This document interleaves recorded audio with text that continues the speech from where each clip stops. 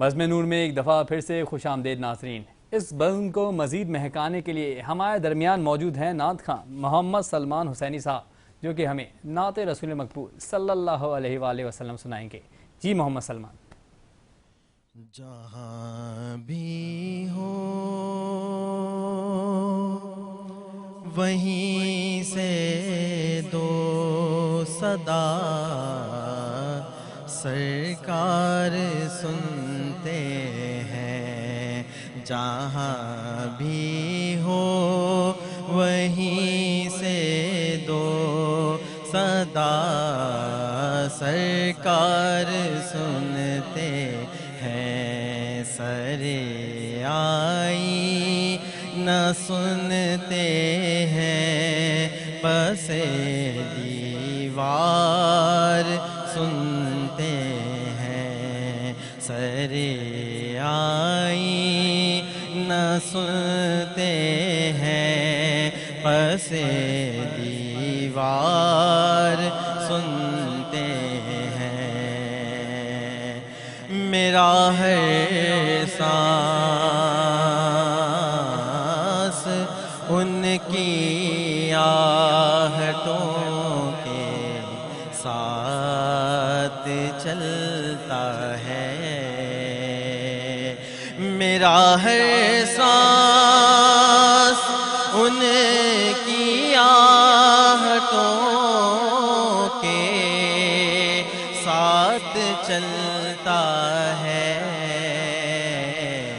میرے دل کے دھڑکنے کی بھی وہ رفتار سنتے ہیں، میرے دل کے دھڑکنے کی بھی وہ رفتار سنتے ہیں، سرکار سنتے ہیں، میں صدقے جاؤں ان کی رحمت للعالمین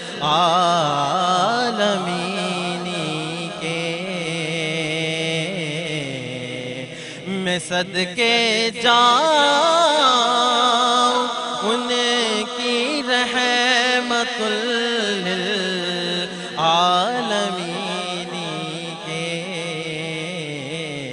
پکارو چاہے جتنی بار وہ ہر بار سنتے ہیں، پکارو چاہے جتنی بار وہ ہر بار سنتے ہیں، اور مظفر جب کسی محفل میں ان کی نعت پڑھتا ہوں، مظفر جب کسی محفل میں ان کی نعت پڑھتا ہوں،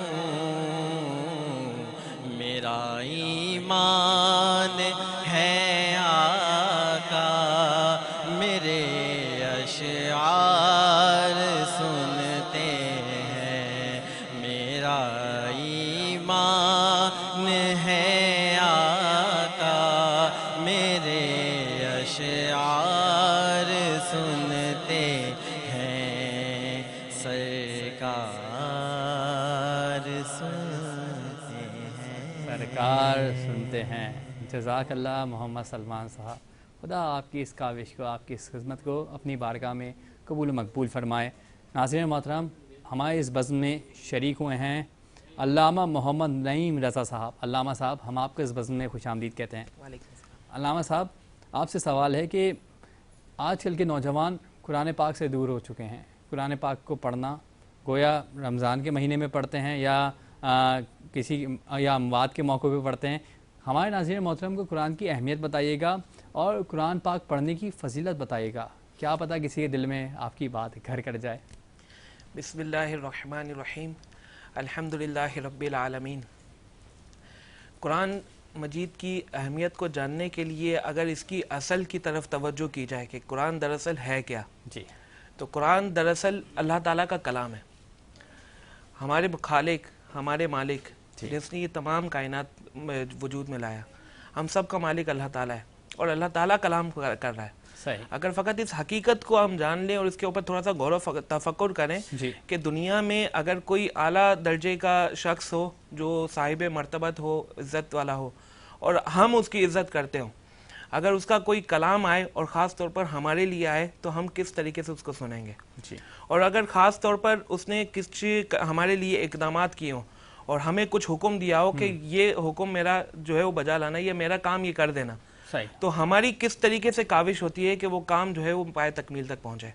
بالکل، یہ بالکل ہم اندازہ کر سکتے ہیں کہ ہم اگر بہت زیادہ اوپر نہ جائیں اور اگر والدین کی ہم عزت کرتے ہیں اور والدین کسی چیز کا حکم دیں تو اس چیز کو کرنے میں ہماری کیا کاوش ہوگی۔ تو بلا تمثیل و تشبیہ اللہ تعالیٰ تمام کا مالک ہے، ہمیں جو پیدا کرنے والا ہے، حقیقی جو ہمارا خالق ہے، مالک ہے، وہ اللہ تعالیٰ ہے۔ بالکل، قرآن مجید میں تقریباً 89 مرتبہ ہمیں مخاطب کر کے یا ایھا الذین آمنو، کہ اے ایمان والو، ایمان والے ہم ہیں، اللہ تعالیٰ نے ہمیں اپنے فضل سے مسلمان پیدا کیا اور خاص ہمیں مخاطب کر کے 89 مرتبہ کچھ احکام دیے ہیں، بالکل، ہمیں باقاعدہ مخاطب کر کے کہ آپ سنو، یا ایھا الذین، اے ایمان والو سنو، اس کے بعد کچھ احکام دیے ہیں۔ اب اگر اس کی طرف توجہ نہ کریں اور فقط قرآن مجید کو ایک رسمی تلاوت تک رکھ دیں، اور کئی تو ایسے لوگ ہیں کہ جو سالوں تک رمضان المبارک میں بھی ان کو یہ توفیق نہیں ہوتی کہ وہ قرآن مجید کی تلاوت کریں اور اس کو پڑھیں، تو اس حقیقت کی طرف توجہ کرنی چاہیے اور اس کے اوپر غور کرنا چاہیے کہ 89 مرتبہ ہمیں اللہ تعالیٰ نے پکارا اور ہمیں کچھ احکام دیے، اس کے علاوہ دوسری سابقہ امتوں کے احوال بیان کیے، ان کے واقعات بیان کیے، ان کا بتایا کہ انہوں نے کیا کام کیے جس کی وجہ سے وہ ہلاک ہو گئے، بالکل، اور پھر ہمارے لیے نصیحت کے باقاعدہ بہت سارے جو ہے وہ نکات بیان کیے ہیں، تو ہمیں چاہیے کہ اس کو پڑھیں۔ اگر قرآن مجید کی فضیلت کے اوپر ہم توجہ دیں تو سب سے پہلے مولا حضرت علی کرم اللہ وجہہ الکریم کا ایک ارشاد بیان کروں گا کہ آپ بیان کرتے ہیں کہ جب میں یہ چاہتا ہوں کہ میں اللہ تعالیٰ سے کلام کروں تو میں قرآن مجید پڑھتا ہوں، اور جب میں چاہتا ہوں کہ جب اللہ تعالیٰ مجھ سے کلام کرے، جب میں چاہتا ہوں کہ میں اللہ تعالیٰ سے کلام کروں تو میں نماز پڑھتا ہوں، اور جب میں چاہتا ہوں کہ اللہ تعالیٰ مجھ سے کلام کرے تو میں قرآن مجید پڑھتا ہوں۔ اب حضرت علی رضی اللہ تعالی عنہ کا قرآن مجید پڑھنا بھی کیسا ہوگا اور اس کو سمجھنا بھی کیسا ہوگا، کم از کم ہم ان کی سنت پر عمل کرتے ہوئے قرآن مجید کی تلاوت کریں، کہ قرآن مجید کی تلاوت کے بارے میں آتا ہے کہ جو قرآن مجید پڑھتا ہے اس کو ہر حرف کے بدلے 10 نیکیاں ملتی ہیں، اور ہر حرف، یہ حضور اکرم صلی اللہ علیہ وسلم نے بیان فرمایا، کسی اور نے نہیں بیان فرمایا، حضور اکرم صلی اللہ علیہ وسلم نے فرمایا کہ ہر حرف کے بدلے 10 نیکیاں۔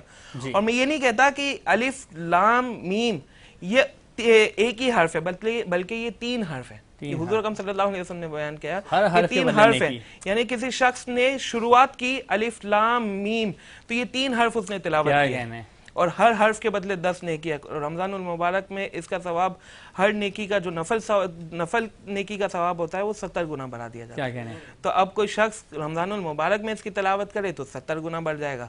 اور پھر یہ تو اگر حدیث کے اوپر غور کریں نا تو حضور اکرم صلی اللہ علیہ وسلم نے مثال کیا دی، الف لام میم حروف مقطعات ہے، اس کا معنی ہمیں نہیں معلوم، مفسرین نے بھی یہ بیان کیا کہ اس کا معنی ہمیں نہیں معلوم، اللہ تعالیٰ کو اور اللہ تعالیٰ کی عطا سے حضور اکرم صلی اللہ علیہ وسلم کو اس کا معنی معلوم ہے۔ یعنی کوئی شخص قرآن مجید کو سمجھے نا، فقط بغیر سمجھے تلاوت کرے تو اس کا یہ ثواب ہے، اور اگر کوئی سمجھ کے تلاوت کرے تو پھر اس کا 10 نیکیوں سے زیادہ ثواب ہوگا۔ ٹھیک ہے، میں یہ سوال پوچھنے کے لیے آپ کی جانب آ رہا تھا کہ تلاوت کا اصل مقصد کیا ہے؟ گویا صرف قرآن پڑھنا یا تفسیر کے ساتھ پڑھنا؟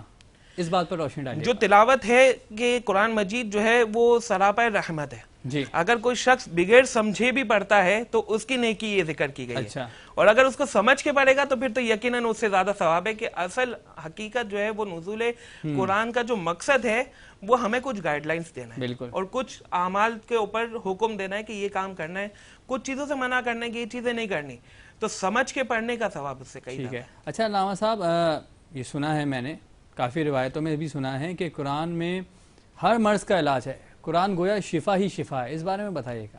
بالکل قرآن مجید جو ہے وہ شفائی شفا ہے اور سراپائے شفا ہے. یہاں تک کہ سورہ فاتحہ کے متعلق ہی اس کے جو ایک نام بیان کیا جاتا ہے وہ سورہ شفا بیان کیا جاتا ہے. ماشاءاللہ. اس کے علاوہ مختلف آیات کی مختلف فضیلتیں آتی ہیں کہ فلاں آیت پڑھیں گے تو یہ ثواب ہے, فلاں آیت پڑھیں گے تو یہ مرض کا علاج ہے, یہ فلاں آیت پڑھیں گے تو فلاں یہ جو ہے وہ بلا جو ہے وہ دور ہو جائے گی.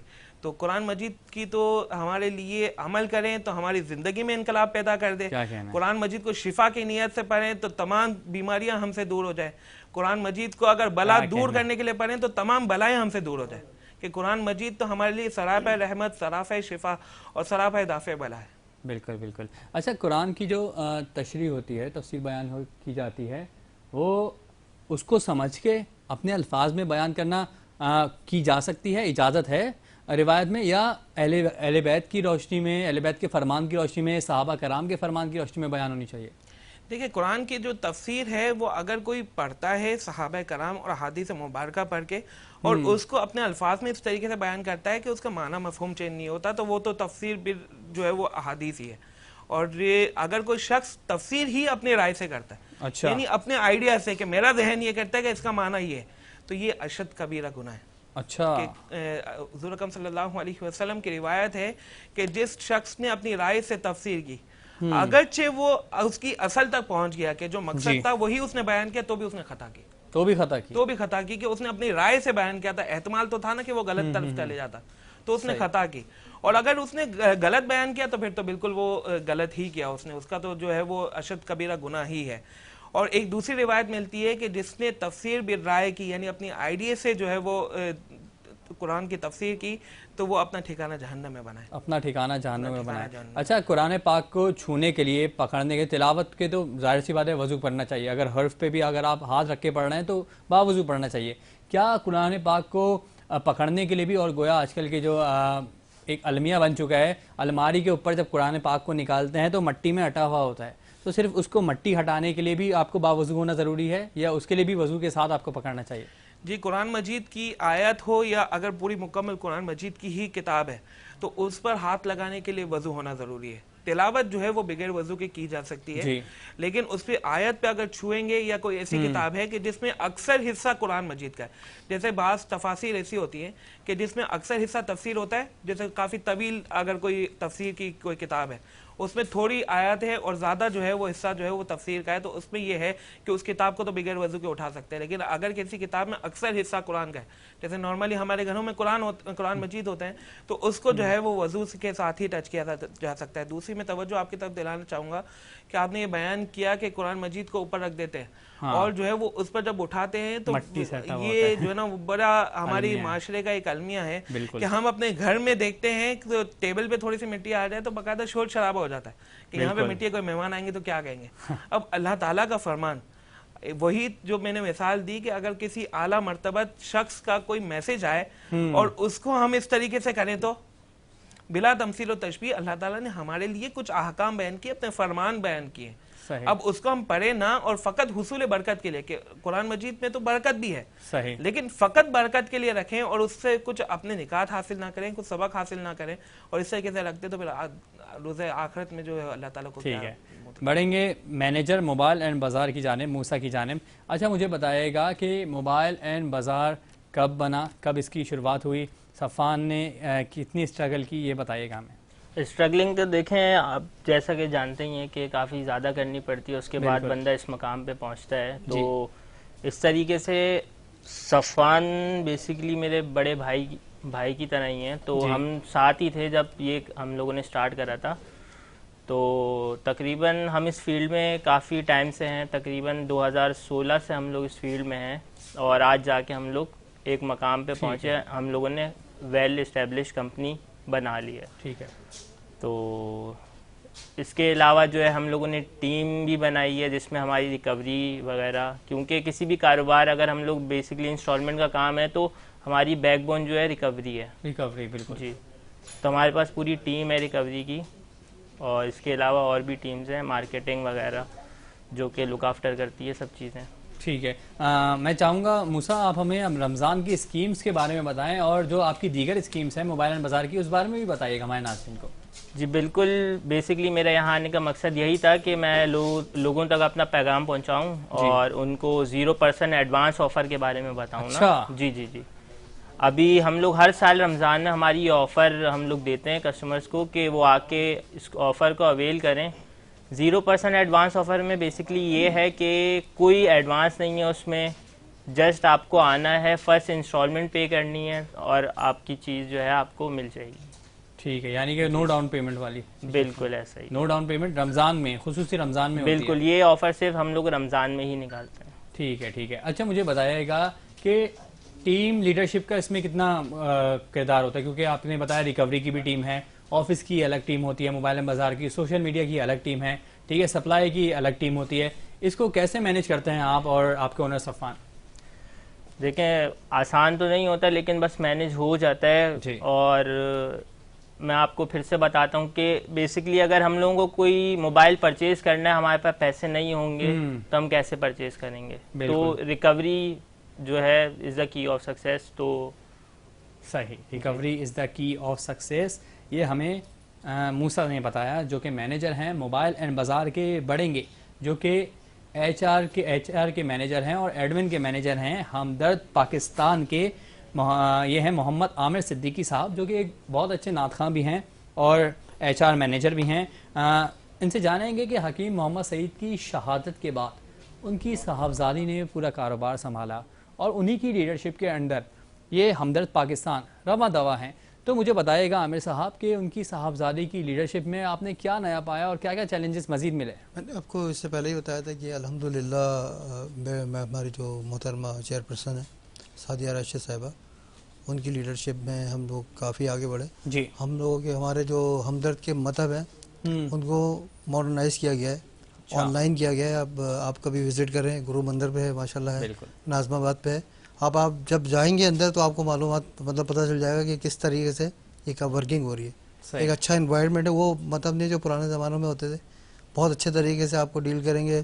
باقاعدہ وہاں فارمیسی بنی ہوئی ہے، آپ کے حکمہ ہیں وہ جو آپ کو سجیسٹ کریں گے جو بھی آپ کی میڈیسنز ہوں گی. اس کے علاوہ ہمارے یہاں آن لائن بھی ہمارا یہ فوڈ پانڈا وغیرہ کے ساتھ بھی الحمدللہ معاملات چلنا شروع ہو گئے اور ڈیجیٹل مارکیٹنگ وغیرہ کی طرف بھی جا رہے ہیں. اور بہت ساری جو مطلب چیزیں ہیں جو وہ امپلیمنٹ ہو رہی ہیں ماڈیفیکیشن کی طرف، اور انشاءاللہ گائے بگائے ہم اور آگے کی طرف جا رہے ہیں الحمدللہ. ہماری کیا فیوچر پلانس ہیں آگے کے لیے مزید؟ آگے مطلب ایک تو ڈیجیٹل مارکیٹنگ کی طرف ہم لوگ جا رہے ہیں، سب سے مین جو ہے ڈیجیٹل مارکیٹنگ بہت ضروری ہے. اور آن لائن بزنس جو ہوگا ہمارا وہ آن لائن مطلب بزنس کی طرف زیادہ ہماری توجہ ہے کہ ہم جائیں اور زیادہ سے زیادہ بہتری لائیں اس کے اندر جو ہے نا، زیادہ سے زیادہ بہتری کی طرف ہم لوگ جانے کی کوشش کر رہے ہیں. پلاننگ بن رہی ہے، ہو رہا ہے انشاءاللہ. ٹھیک ہے ٹھیک ہے. ابھی کاروبار رواں دوا ہے اور کوشش کی جا رہی ہے کہ اس کو مزید سے خوب تر بنایا جائے. ہمارے درمیان نعت خواں موجود ہیں. اس بزم میں وقت ہوا ایک بریک کا، لیکن اس سے پہلے ہم نعت لیں گے سید دانیال سبزواری سے. جی دانیال.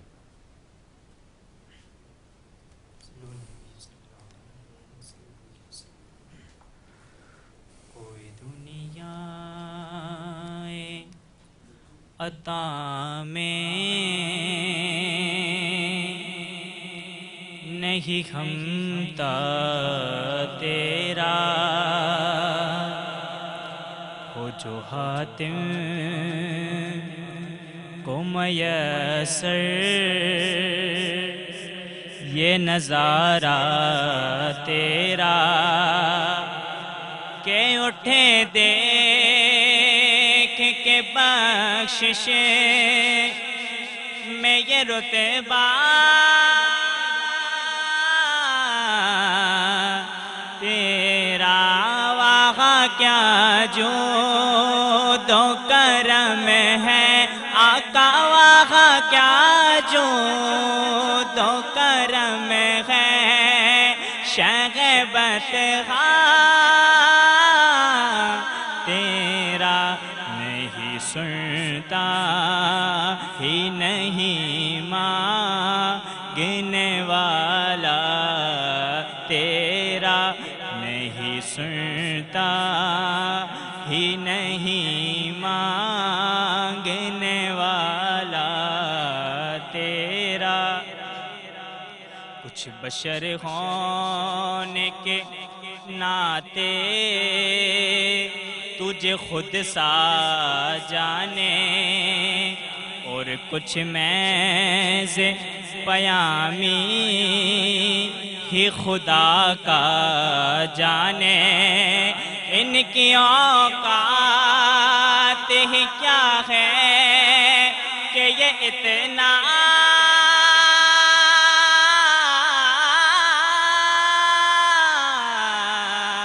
جانے، فرش والے تیرے شوکت کا اولو کیا جانے۔ خسروا عرش پہ اڑتا ہے پھریرا تیرا، تجھ سے ہر چند وہ ہے قدر و فضائل میں رفیق، کرن سراج مگر فکر رضا کی توصیف، اور پاس ہے اسے کہ شفاعت کا وسیلہ، بیوہ کے تیرے سرکار میں لاتا ہے رضا اسے کو شفیع، جو میرا غوث ہے اڑنا دلا بیٹا تیرا، جو میرا غوث ہے اور لاڈلا بیٹا تیرا۔